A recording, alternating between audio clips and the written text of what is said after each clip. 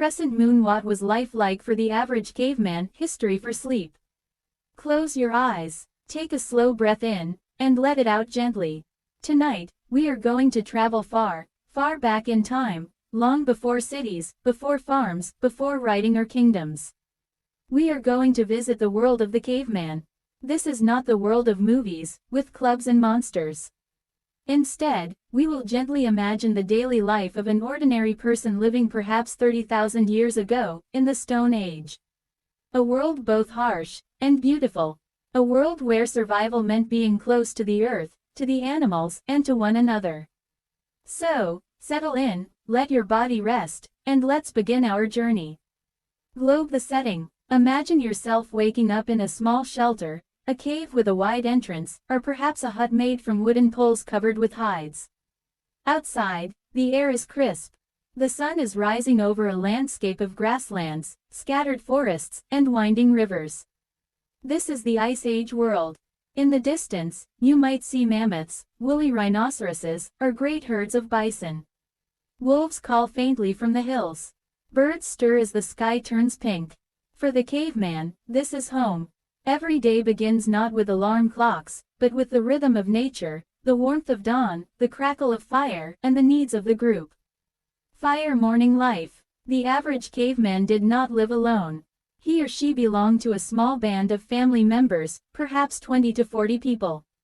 Together, they shared food, tools, and protection. In the morning, the first task was tending the fire. Fire was precious. It meant warmth in the cold, light in the dark, and safety from wild animals. Someone would carefully add wood or dried grasses, blowing softly until the embers glowed bright again.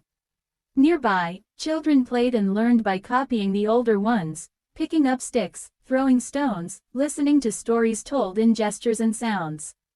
Cavemen did not have written language, but they shared knowledge through speech, songs, and signs. Cut of meat, food and survival. One of the main concerns of the day was food. Cavemen were hunter-gatherers. This meant they relied on what nature provided. The men and women might set out together to hunt small animals like rabbits, or track larger prey such as reindeer or aurochs. Others would gather berries, roots, nuts, and edible plants, watching carefully for what was safe to eat.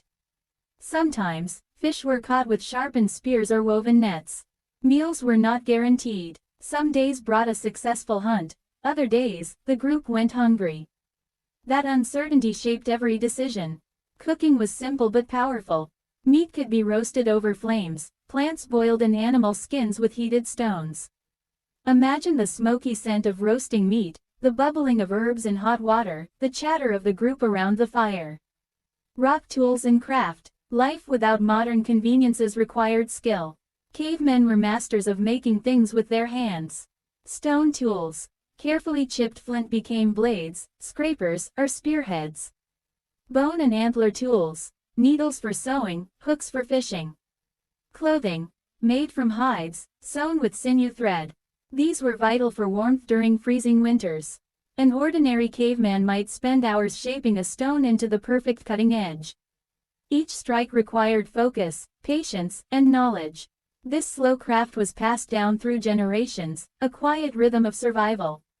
National park daily life and movement. Cavemen were not always cave dwellers. Many groups moved with the seasons, following herds or searching for plants.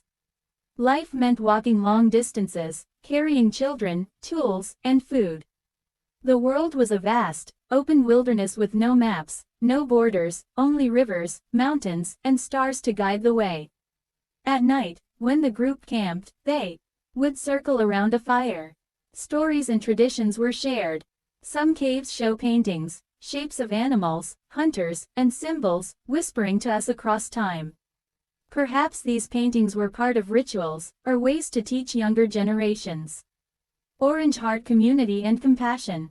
Though life was hard, cavemen depended deeply on one another. Archaeologists have found skeletons of people who lived long after serious injuries, suggesting the group cared for the weak and the sick. The average caveman was not just a hunter or gatherer, but also a parent, a friend, a member of a tribe. They laughed, sang, danced, and mourned. They comforted their children, celebrated hunts, and honored their dead. Milky Way nighttime in the Stone Age. As night fell, darkness covered the land. Without streetlights, the stars shone brilliantly, countless points of silver in the sky. By the fire, people huddled close. The crackle of flames, the smell of smoke, the sound of wind outside, it was both comforting and haunting. Elders might tell tales of spirits, of animals with power, of the mysteries of the earth and sky. Children drifted to sleep listening to voices and drums, knowing the group was near, the fire warm, and tomorrow would bring new challenges. ZZZ, a gentle reflection. So, what was life like for the average caveman? It was a life of survival, but also of connection. A life close to nature, full of danger and beauty. They lived with less, but perhaps also saw more. Every sunrise, every meal, every fire meant life. And now, as you rest, you can let that world fade softly into dreams. Imagine the fire crackling, the stars above, the gentle murmur of voices. Let your breathing slow, let your body feel heavy. And drift into sleep, knowing you have walked for a while in the footsteps of the caveman. Good night, Crescent Moon.